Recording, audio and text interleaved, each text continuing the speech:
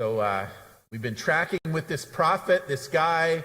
He's given the job of speaking for God the words that God gives him. And he's told up front kind of some of the challenges that he'll face. But he shares the message and he does what God's called him to.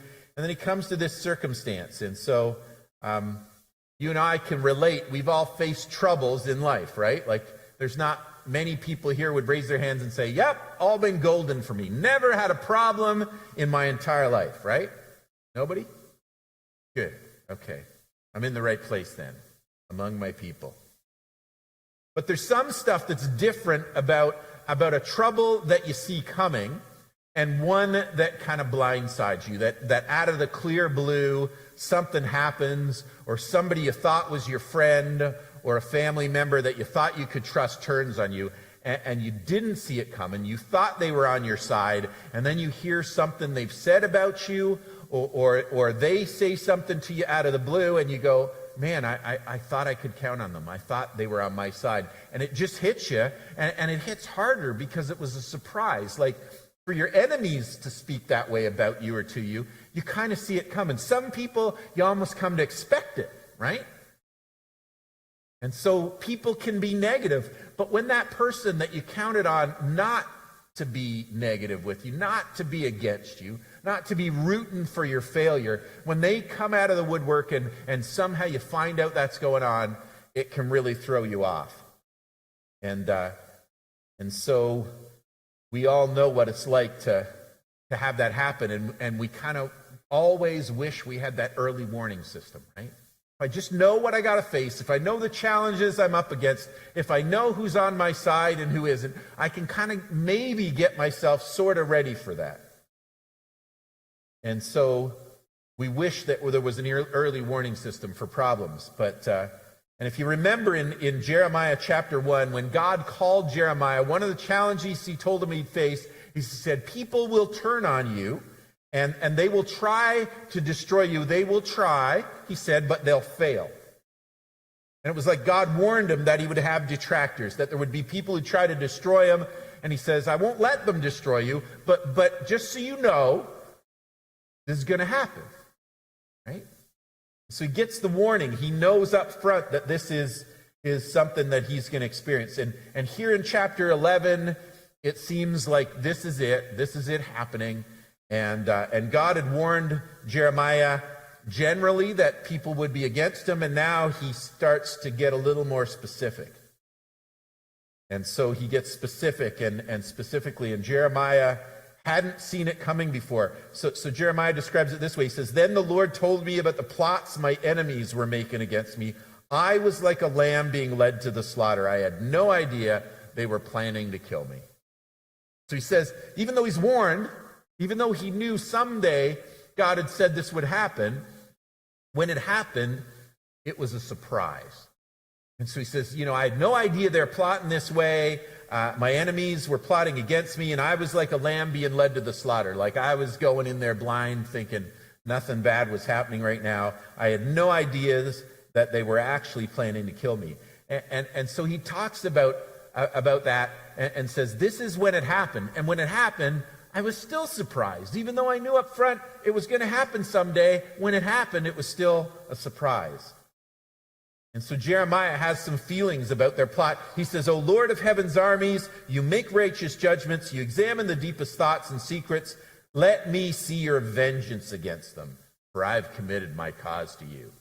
He says, God, you warned me it would happen. Now they're out to get me. They're going to kill me. They think they're going to kill me. God, take them out. Right? You said you're going to protect me. Get them.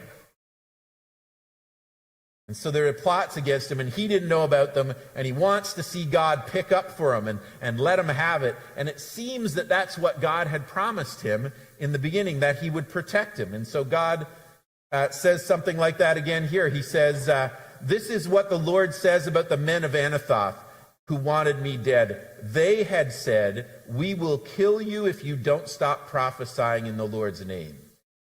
So this is what the Lord of heaven's army says about them, I'll punish them. So their threat to Jeremiah has been, if you don't shut up saying what you're saying about God, if you don't stop claiming that God's gonna punish his people for where they're at, if you don't stop saying that we're all in the wrong and we're not right with God. And remember, Josiah had said about this reform, and they thought they were doing pretty good and they were doing better at worshiping God, but they still had all these other idols and other things going on and other priorities, and so their reform hadn't been deep enough.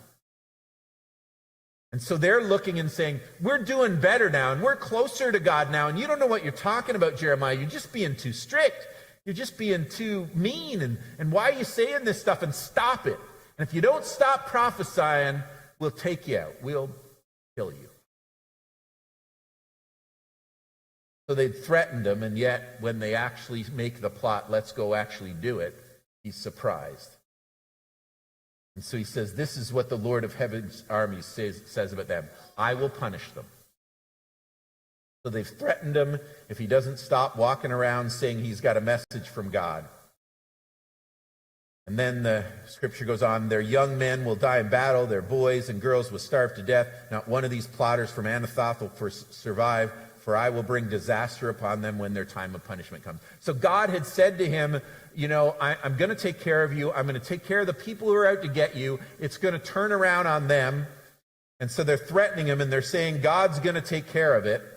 And he's saying, God's going to take care of it. He's going to protect them. He's going to punish them. And then things start to turn. And so up till then, he's got this idea, God's on my side, God's going to protect me, God's going to do these things. He gets the warning, and he gets upset, and he says, God, now's the time. Like step up, reap vengeance on them. You said you'd protect me. This is the way to protect me. Take them out. And God said he would protect him, and he would punish them. And so Jeremiah is saying, well, make good on it and get them. And he kind of expects God to act, and that's a good thing in a way to do, because if God says he's going to do something, he's taking God at his word that God's going to protect him. And it's good that he expects God to act. He's not like, last week in that passage when he shares with the people the message from the Lord, he says, the problem was they didn't expect God to do anything.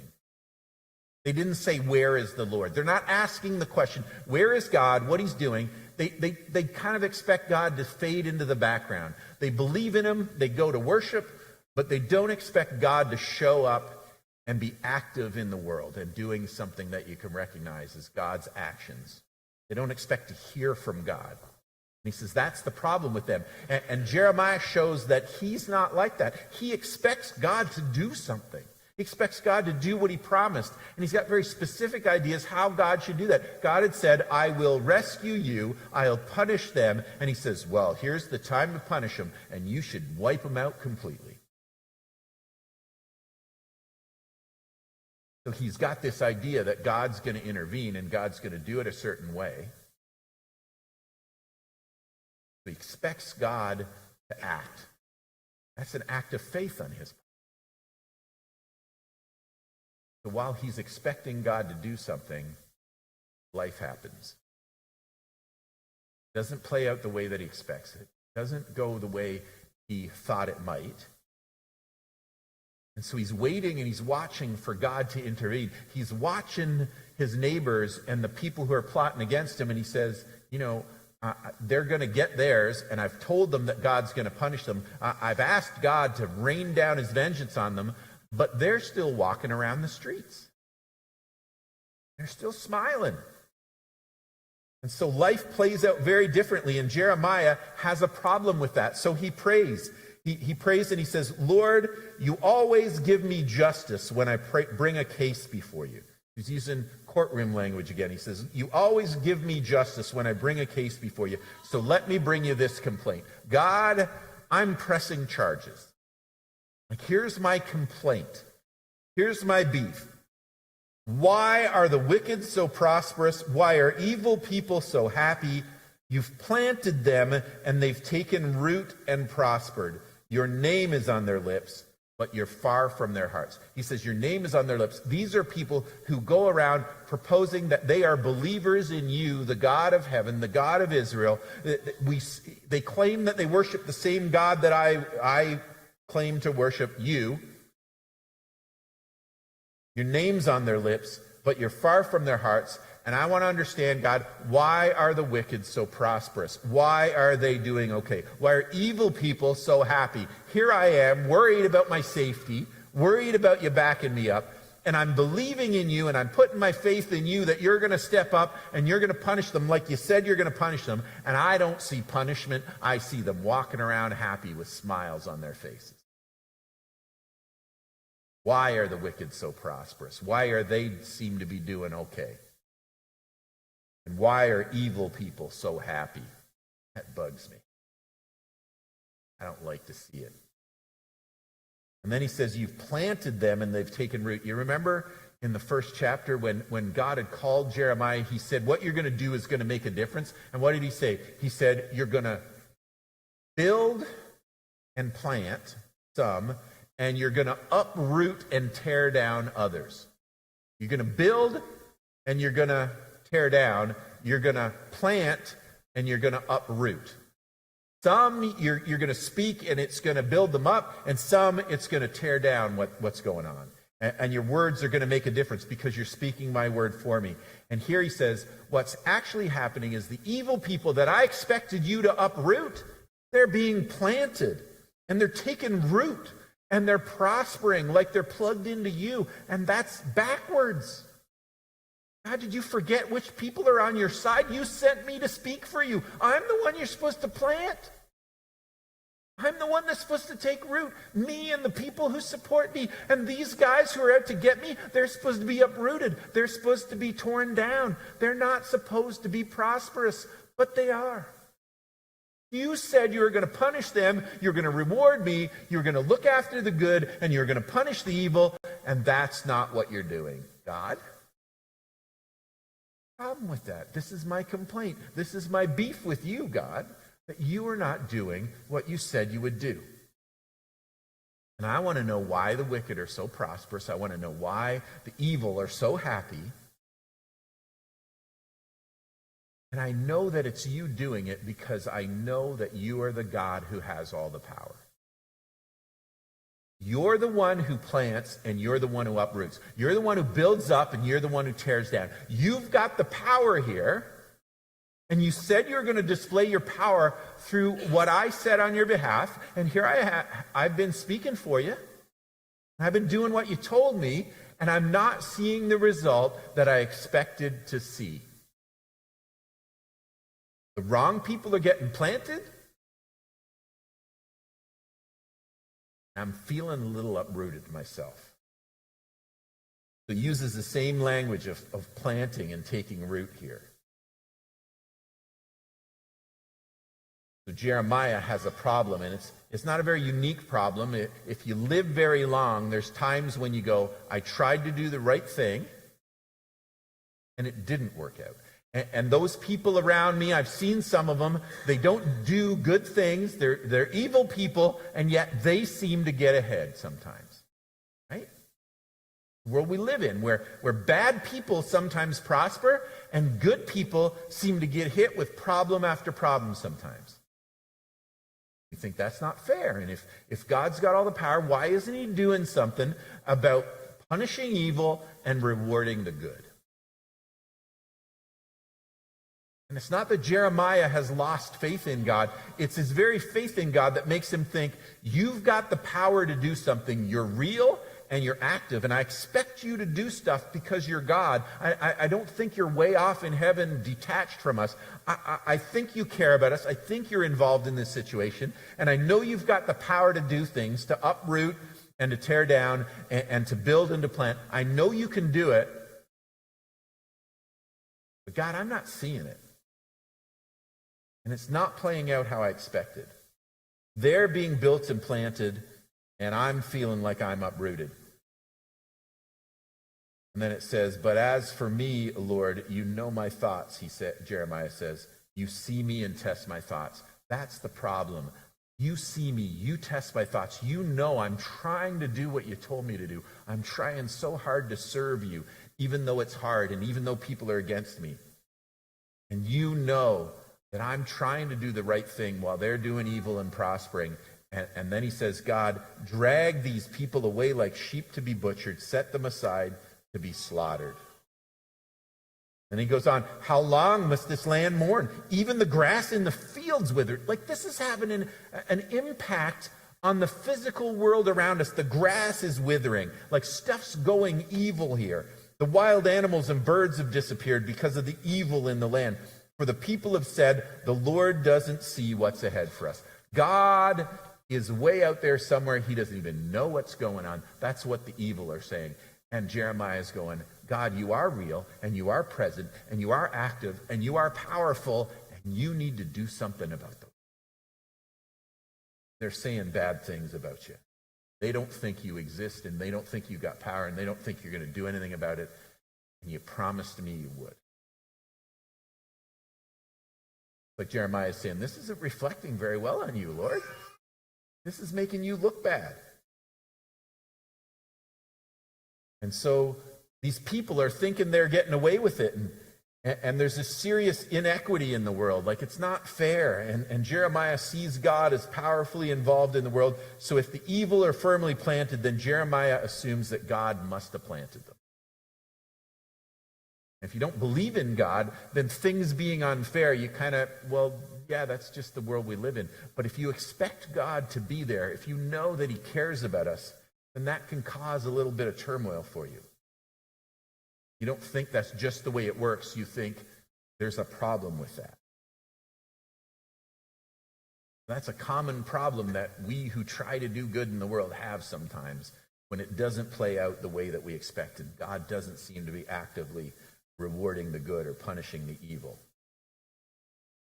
So God's response in this is really pertinent. What God says to Jeremiah next should be a lesson for us. And if we're paying attention, if we're listening with those ears, if we say, yes, I can identify with the problem Jeremiah's got. I've felt like that. I've seen that happen. I've wondered why evil people prosper and good people get punished. Then we're standing in Jeremiah's shoes at that moment. We need to hear with everything that we've got what God says to Jeremiah in response. And so God answers Jeremiah's complaint that life isn't fair in a really surprising way. He says, Jeremiah, if racing against men makes you tired, how will you race against horses? And if you stumble and fall on open ground, what will you do in the thickets near the Jordan? Because Jeremiah, the world is a place where things go wrong. But Jeremiah, you almost expect God to go, like, just be patient, Jeremiah. I'm going to look after you. I'll be there soon. I'll wrap my arms around you. I'll make sure those guys get punished. I'll do what I said I was going to do. And Jeremiah, it's okay. And you kind of expect the warm embrace of God just saying, I love you, and I've got a wonderful plan for your life. And if that's you, then it's kind of a surprise, just like it would have been for Jeremiah. God says to him, if racing against mere men makes you tired, like Jeremiah, you're just in a foot race right now. Cheer up, Jeremiah. It's going to get worse. If racing against men makes you tired, how are you going to race against horses? Like, the competition is going to gear up here. The level of attack is going to get more.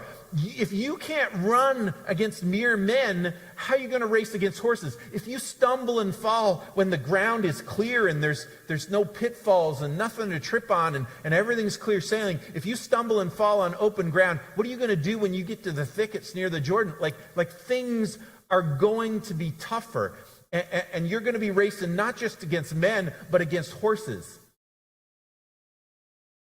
You almost expect God to say, it's going to be okay, calm down, Jeremiah. And it's like God saying to him, it's not going to be okay, it gets worse. Really nice pep talk, right? It gets worse. Cheer up, Jeremiah. It's going to get a whole lot worse and tougher than this. Don't calm down. Cowboy up, son. If you think them trying to kill you is bad, That's just men. That's not even horses yet. If you think you're facing challenges and trying to get up to speed, you're on level ground now. That's the easy part. There are thickets coming. It'll be tougher to keep running without tripping. And then he lays this bombshell on Jeremiah. He says, even your brothers, members of your own family, have turned against you. They plot and raise complaints against you. Do not trust them, no matter how pleasantly they speak. Jeremiah is upset because some of his neighbors and the people in his hometown of Anathoth are out to get him. He says to God, it's not fair, and I don't get it why they're happy and I seem to be miserable, why they seem to be planted and I'm feeling uprooted, and God, you should deal with them. And God goes, it's worse than you think, Jeremiah. Like you're worried about people down the street in your hometown who are out to get you. Your own family are speaking nice to your face, but they're plotting with the guys who want to kill you. Even your brothers and members of your own family have turned against you. You're whining now. Can you imagine that this is what's going on? They plot and raise complaints against you. Don't trust them, no matter how pleasantly they speak. But God says, look, you got a problem with it at this volume. Let me just crank this up and tell you it's way worse than you think. It's way more personal. The betrayal is bigger and deeper than you imagine. It's not just people you grew up with in your hometown. It's your own family. And they're getting ready to catch you off guard and blindside you with this. And if you didn't see it coming with neighbors, you never saw it coming with your own family. You got to stop trusting them.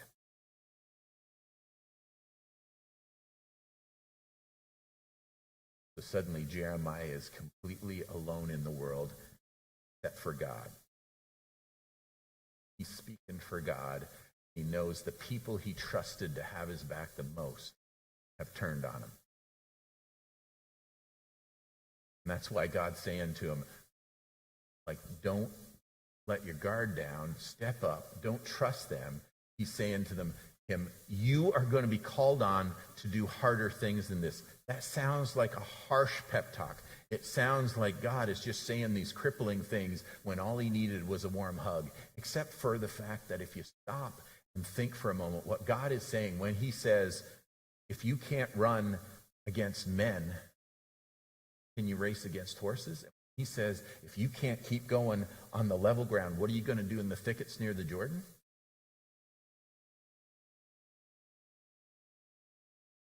If Jeremiah could not run with horses, if Jeremiah couldn't make it in the thickets near the Jordan, God would have written him off and found someone else, called them to do what they're called to do.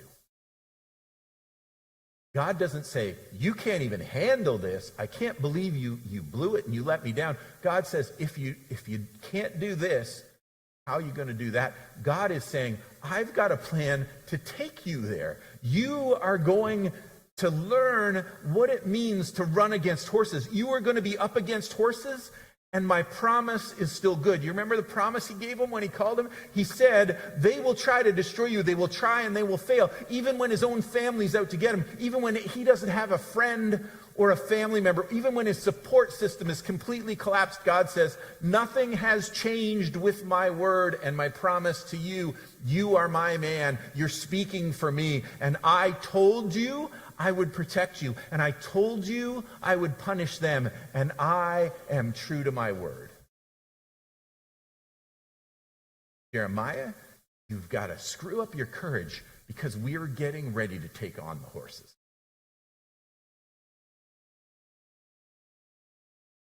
Feeling weak. You're feeling cowardly. You're whining about this, but you got to understand, I'm getting you ready to do something way bigger. You don't just have the people from Anathoth to take on. You've got your entire family too. But that's okay because I am getting you ready to race against horses. You are struggling on flat ground now, but I am doing something in you. I am using you in powerful ways. I am the God of the universe. I said that I would do it. I said, I, the Lord, have spoken. And when I say something, it happens.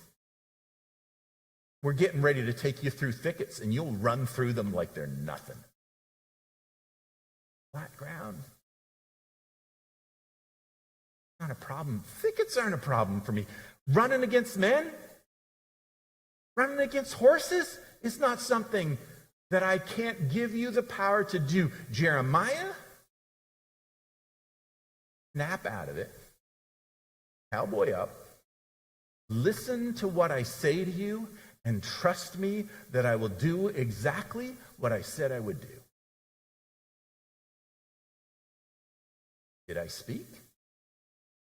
Did I tell you that they would come after you and that I would protect you and that they would fail? Did I say that? Did I stutter?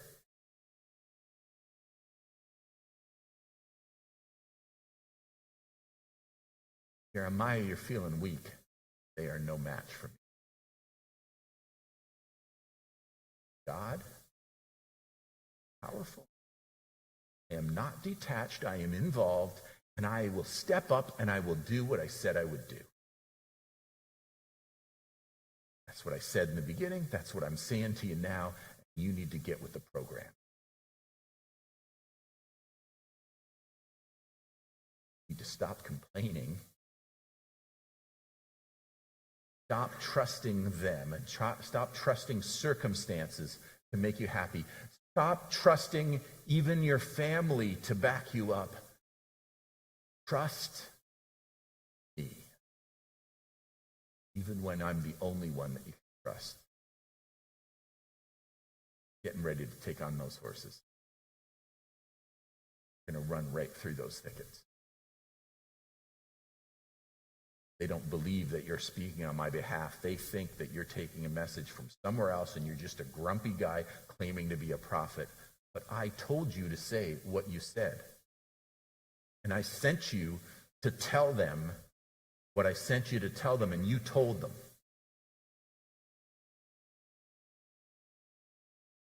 If I'm in it, Jeremiah, don't worry about it. Horse can outrun you, and no thickets can slow you down. So even when it's your own family, trust me. Even when it's worse than your possibly worst nightmare,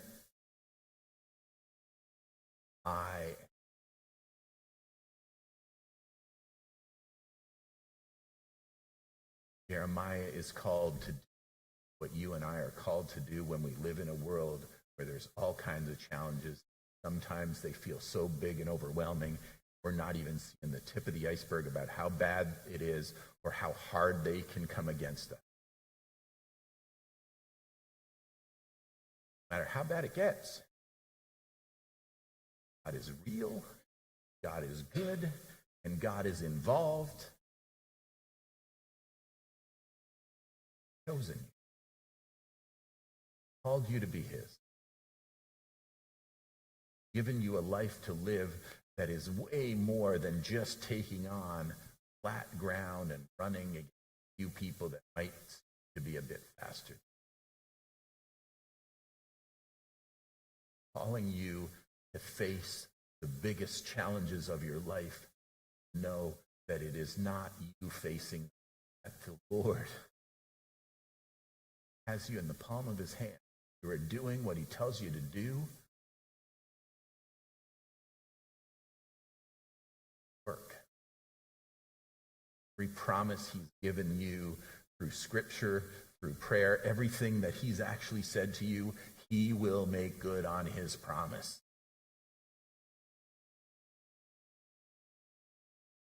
Trust in your circumstances. Don't trust in your wealth. Don't trust in your career path. Don't trust in your family or your friends, as well-meaning and as good as they might seem. Don't trust for support in anything as much as you trust in the living God who has called you to be his, to live for him.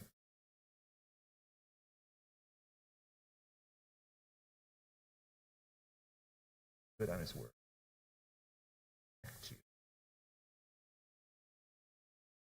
He'll take care of the evil. That's not your problem. What he does to punish them, that's his business.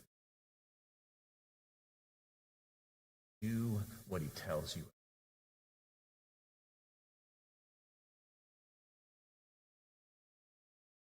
More trustworthy than anything to put your faith. He is, and that's what he does. That is good.